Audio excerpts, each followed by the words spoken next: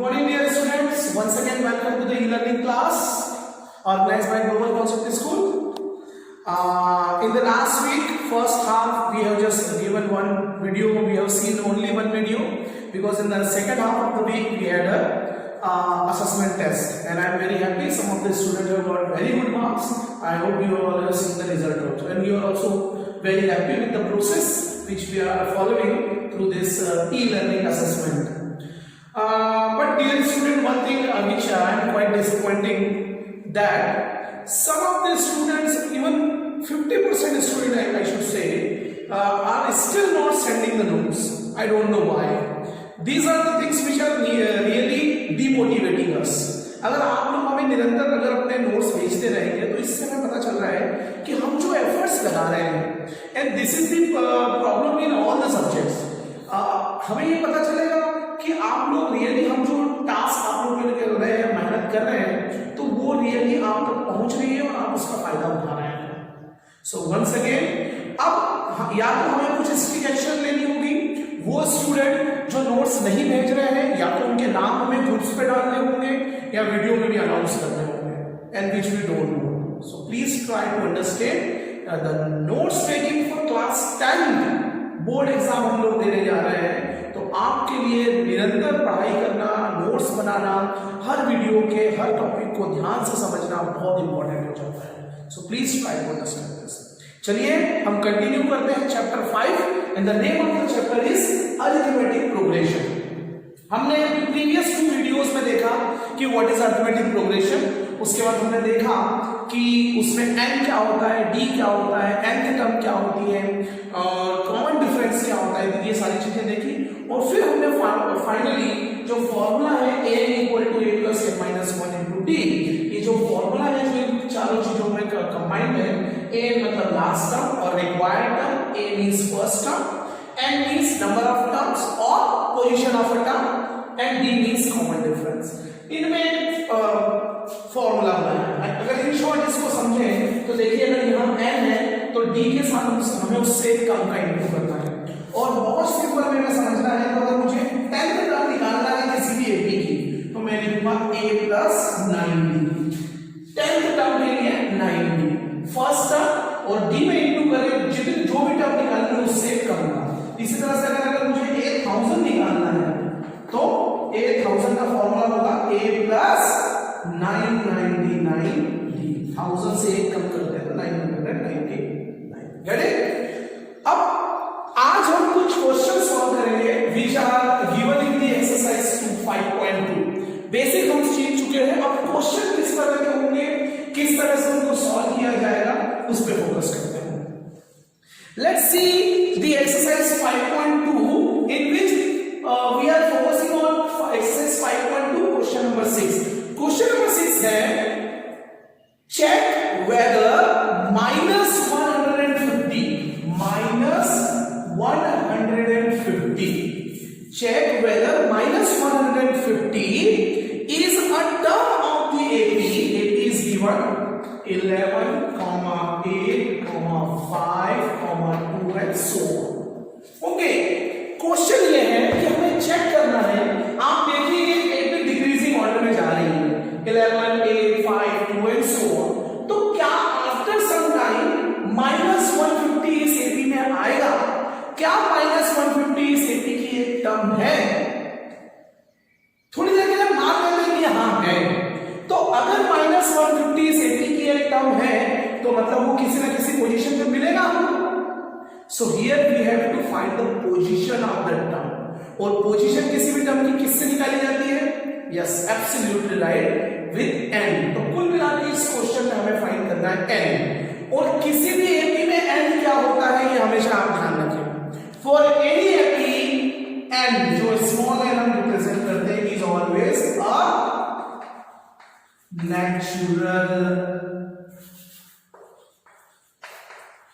natural number. And किसी भी, ये इस क्वेश्चन के लिए समझना बहुत जरूरी है कि किसी भी एपी का जो n होता है, n ये फॉर्मूले में जो n होता है, n दो चीजों को रिप्रेजेंट करता है. या तो नंबर ऑफ टर्म्स, आप सोचें थोड़ी देर के लिए, किसी भी क्लास में बैठे हुए स्टूडेंट, कभी ऐसा हो सकता है कि today 5.5 students are present, number of items की अगर बात करते हैं तो उनकी काउंटिंग हमेशा नेचुरल नंबर में होती है। Get it? अगर हम पोजीशन बता रहे हैं, क्या एक रो में हम कभी ये बोल सकते हैं कि the student that Rohan is standing at 2.25 position और ऑन 5/3 प्लेस? होता है कभी भी? किसी भी पोजीशन की जब बात करते हैं या नंबर ऑफ आइटम्स की बात करते हैं, so always will have a natural number. तो दैट्स व्हाई एबी में n उन्हीं दो चीजों को रिप्रेजेंट करता है, तो n हमेशा एक नेचुरल नंबर होगा, इस बात को ध्यान रखें। चलिए वापस आते हैं इस क्वेश्चन पे। सो क्वेश्चन ये है कि एबी दी हुई है 11, 8, 5, 2 एंड सो ऑन। हमें पता लगता है कि क्या -150 की एक टर्म है। मान लेते हैं let nth term B, nth term will be 150 -150। मान लिया कि इसकी nth टर्म है, एक टर्म है जो कि 150 है, और nth टर्म मतलब n, तो यहां पर n हो गया आपका -150। इस AB से अगर हम a निकालें, फर्स्ट टर्म क्या है इस AB का 11, d कॉमन डिफरेंस निकालना है तो सेकंड में से फर्स्ट टर्म को माइनस करते हैं, तो 8 - 11 इज -3, और कुल मिला के n हमें फाइंड आउट करना है। चलिए फॉर्मूला यूज करते हैं। Formula is n = a + n - 1 * d। Values put करते हैं। What is n? n is -150 is equals to a is first term, that is 11 plus n - 1 and d is what? -3। 8 - 11 क्या है? -3। I am using bracket here। 11 को 10 shift करेंगे तो -150 - 11, I am writing -161 equal to n - 1 into -3। अब ये -3 इस पूरे bracket के साथ इनटू में है, डायरेक्टली मल्टीप्लाई डिवाइड में भेज देते हैं। सो -161 upon -3 is equals to 8 - 1, -2 cancel, 161 upon 3, ये -1 को हमें n की वैल्यू निकालनी है तो हो जाएगा, एलसीएम लेना पड़ेगा। एलसीएम इज 3, तो 3 into 1 is 3 plus 161 is 164 is equals to 10। और अगर हम इसको डिवाइड कर देते हैं तो डिवाइड के बाद आप देखिए डेसिमल जो आंसर इसका होगा वो लगभग होगा 54.66, which is not possible। क्या समझना? जब हमने n की वैल्यू निकाली इस क्वेश्चन में तो हमें पता चला कि n की वैल्यू आ रही है 54.66, एक डेसिमल आंसर आ रहा है, या फ्रैक्शनल भी बोला, आप यहां भी रोक सकते थे क्योंकि 164 से 3 फुल्ली डिविजिबल नहीं हो रहा है। So in this case we can say that no -150, so answer will be no, -150 will not be the term of this AP। इस AP को कितना ही आगे आप ले जाएं, -150 उसमें नहीं आएगा। क्यों नहीं आएगा? क्योंकि n की वैल्यू आप देखिए क्या आ रही है, एक डेसिमल नंबर आ रहा है या एक फ्रैक्शन आ रहा है, और किसी भी AP में n सिर्फ और सिर्फ क्या होना चाहिए, natural number. Clear this question? सबसे पहले हमने सपोज किया 150, फॉर्मूला यूज किया, a d और n की वैल्यू पुट करके n निकाला। n is coming decimal number which is not possible for any AP, that's why this -150 is not belong to the given AP। get it? चलिए कुछ और interesting questions पे आते हैं।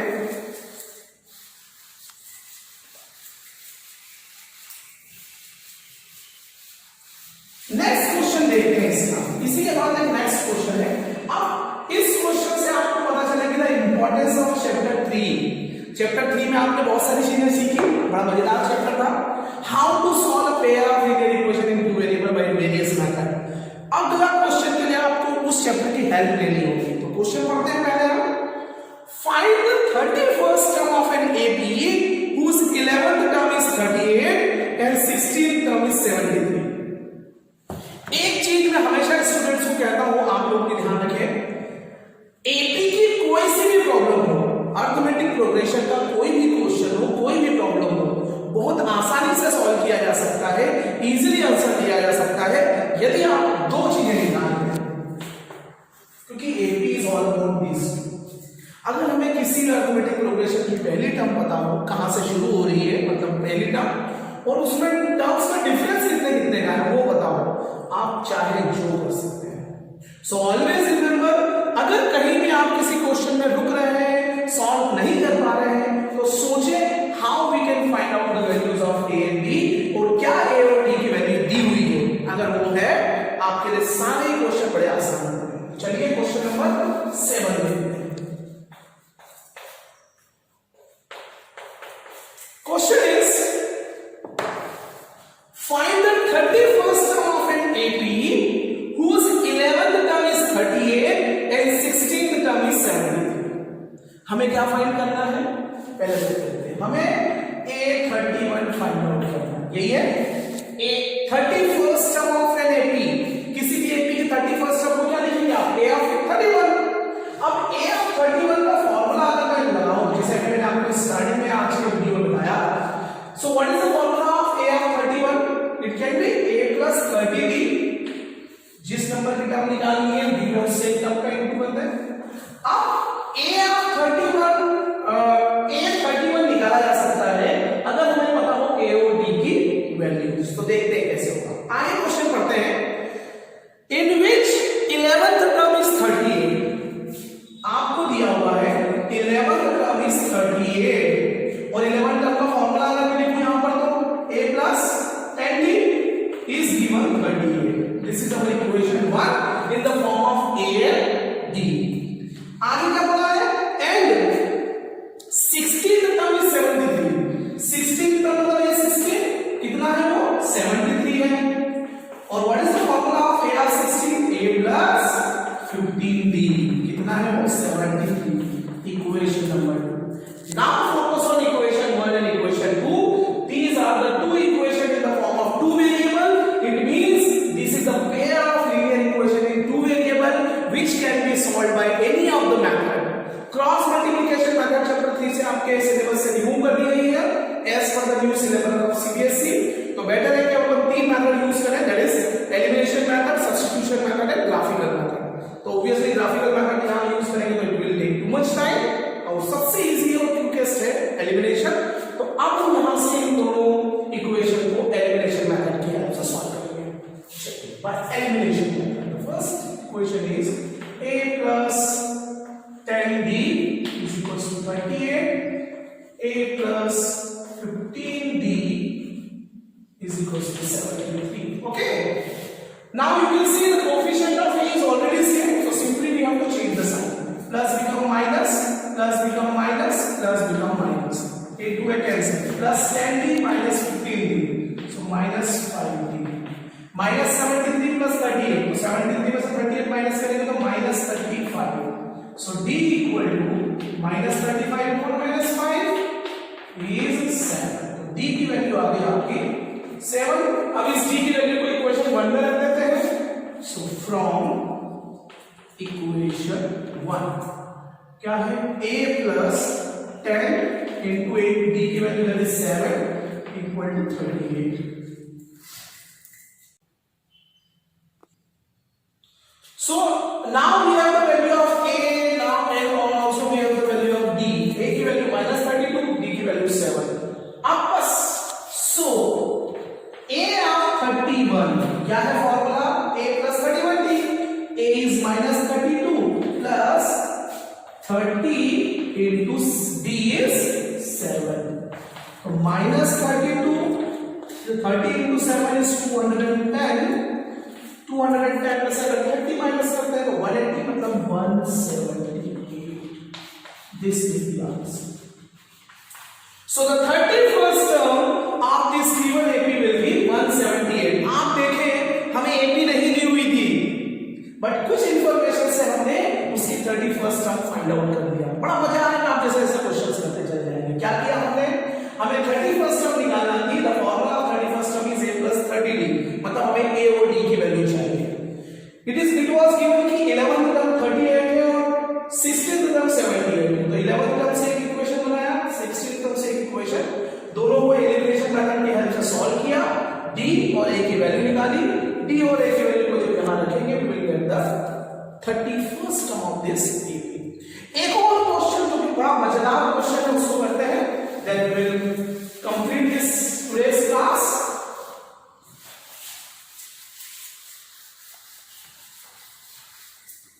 See this question number, बड़ा ही interesting है, कुछ different topics के क्वेश्चंस ले रहा हूं। क्वेश्चन नंबर 13 देखें आप। Question number 13, how many 3 digit numbers are divisible by 7? एक सिंपल सा स्टेटमेंट आपको दिया है, करना है। अब देखिए कि ये प्रैक्टिकल लाइफ की एक मैथमेटिकल एक सिचुएशन है, उसको एपी के हेल्प से हम कितने इजीली सॉल्व कर सकते हैं। क्वेश्चन है बड़ा सिंपल सा है, how many 3 digit numbers are divisible by 7? अब ऐसे सोचेंगे आप, अगर एपी नहीं है आपके पास दिमाग में तो it is quite difficult, but अगर एपी के कॉन्सेप्ट्स क्लियर है it will be very easy. हमें ये बताना है कि ऐसे कितने 3 डिजिट्स के नंबर है जो 7 से डिविजिबल है। ऐसे कितने 3 डिजिट्स के नंबर है जो 7 से डिविजिबल है। तो ऐसे केसेस में क्या होता है कि आपको खुद को पता करना, सबसे पहले आपको पता करना पड़ेगा कि सबसे पहला 3 डिजिट नंबर कौन सा है जो 7 से डिविजिबल है, सबसे लास्ट 3 डिजिट नंबर कौन सा है जो 7 से डिविजिबल है। तो फर्स्ट टर्म आपका जो पहला नंबर होगा वो a हो जाएगा, जो लास्ट 3 डिजिट नंबर होगा जो कि 7 से डिविजिबल होगा तो वो am हो जाएगा। चूंकि हम बात कर रहे हैं वो सारे नंबर्स जो 7 से डिविजिबल हैं, तो डेफिनेटली उनमें डिफरेंस कितने का होगा। सोचिए 7 के मल्टीपल्स होंगे वो, 7 की टेबल अगर लिखे तो नंबर में डिफरेंस कितने का होगा 7। सो दैट्स व्हाई वहां पर डी हो जाएगा। अब इस क्वेश्चन में निकालना है how many 3 digit numbers are divisible by 7, मतलब आपको हाउ मेनी नंबर फाइंड करना है और एपी में नंबर कौन बताता है n। तो कुल मिलाकर इस क्वेश्चन में हमें फाइंड आउट करना है n। डी जैसा कि मल्टीपल्स ऑफ 7 है तो डिफरेंस भी कितने का होगा 7, टर्म्स में डिफरेंस 7 का होगा। अब एक कॉन्सेप्ट समझते हैं, how we can find out the first term in such question and the last. तो सबसे पहले सोचिए आप कि विच इज द, भाई 3 डिजिट नंबर्स की बात कर रहे हैं तो सबसे पहला नंबर सबसे छोटा ही होगा, सबसे बड़ा नंबर 7 से डिविजिबल हो सबसे बड़ा ही होगा। तो पहले आप ये सोचें कि which is the smallest 3 digit number, smallest 3 digit number। सोचिए आप 3 डिजिट का सबसे छोटा नंबर कौन सा है 100। yes। तो क्या 100 7 से डिविजिबल है? क्या 100 7 से डिविजिबल है? Answer is no. तो फिर कौन सा सबसे छोटा नंबर है जो 7 से डिविजिबल होगा? इसके लिए आपने स्मॉलेस्ट 3 डिजिट नंबर सोचा। मैं प्रोसेस आपको एक ट्रिक बता रहा हूं, ये आपका रफ वर्क है, ट्रिक बता रहा हूं मैं आपको कि कैसे आप पहली टर्म और आखिरी टर्म इस तरह के क्वेश्चन के लिए निकाल सकते हैं। तो the smallest 3 digit number is 100। मैं इस 100 को 7 से डिवाइड करता हूं और देखता हूं क्या होगा। तो 7 1 जा 7, आंसर इज 30। 7 4 जा 28 है ना, 7 4 जा 28। यस और नो? First is just 100, 7 4 जा 28, आंसर इज 2। आंसर 2 क्या आया मेरे पास आंसर 2। 7 1 जा 7, 3 0 30, आंसर इज 2। तो अब आप सोचें कि जो पहला 3 डिजिट नंबर होगा, the first 3 digit number, question is what, how many 3 digit numbers are divisible by 7। तो पहला जो 3 डिजिट नंबर होगा वो, तो हमने क्या देखा कि पहले हमने स्मॉलेस्ट 3 डिजिट नंबर जो कि 100 है, 100 से 7 को डिवाइड किया, रिमाइंडर आता है 2।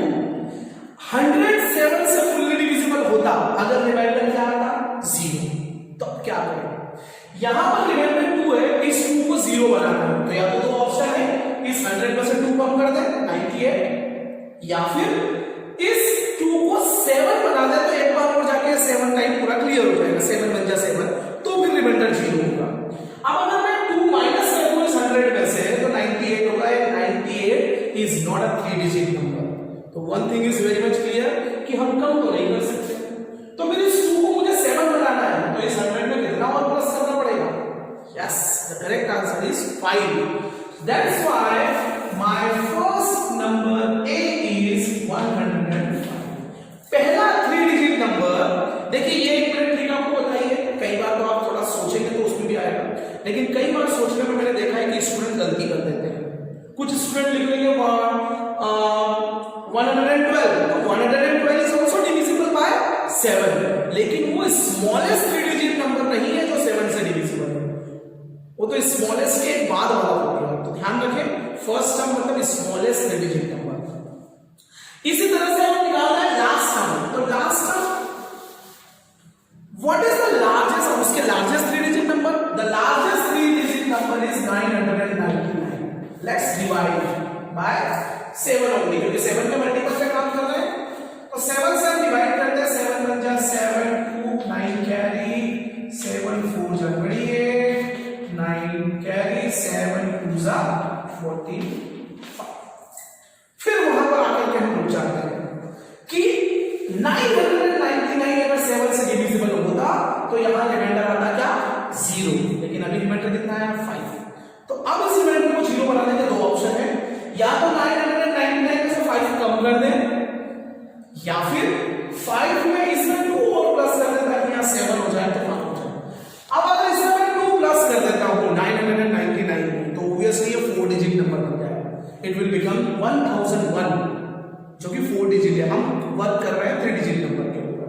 तो प्लस तो नहीं कर सकते, तो सिंपली मुझे यहां रिमाइंडर 0 चाहिए, तो इस नंबर में से क्या कर दे 5 minus. So the last term for this question is an will be 999 में से 5 माइनस करेंगे, छोटे नंबर में हमने प्लस किया था क्योंकि छोटे से आगे जाना है, बड़े नंबर में हम माइनस कर रहे हैं क्योंकि बड़े के अंदर ही रहना है हमारी लिमिटेशन से। So the last number is 994, 5 minus होगा 994। ओके, ए भी है मेरे पास, बी भी है मेरे पास, एन भी है मेरे पास, क्या मैं एन निकाल सकता हूं? Yes, formula n equal to a plus n minus 1 into d, just values रखें, you will get the answer. n is 994, a is 105 plus n minus 1 as it is, d कितना होगा 7, इसमें से माइनस कर दें, सबसे पहले इसको ट्रांसपोज करें, आप इजी होता है। सो 994 में से 105 minus, so 89 n minus 1 into 7 multiply में डिवाइड में भेज दें आप, so 889 upon 7 is equal to n minus 1। Divide करें, क्या आंसर होगा